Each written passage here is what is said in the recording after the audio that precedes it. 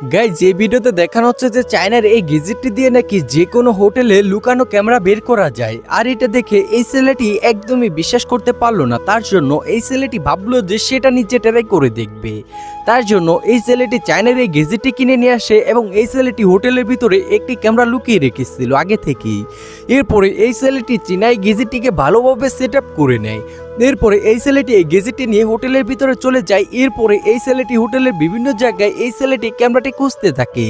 এরপরে এই ছেলেটি কিছুক্ষণ খোঁজার পরে এই গেজেটটি কি সত্যি কি এই ক্যামেরা সিগন্যালটি দিতে পারবে কি পারবে না, তো বন্ধুরা সেটা দেখাবো।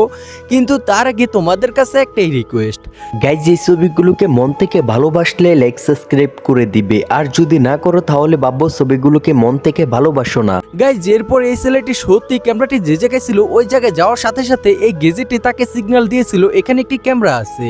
তো বন্ধুরা তোমরা তো স্ক্রিনে দেখতেছো, এরপর এই ছেলেটি ক্যামেরাটিকে বের করেছে, তার মানে এটা রিয়েল ছিল।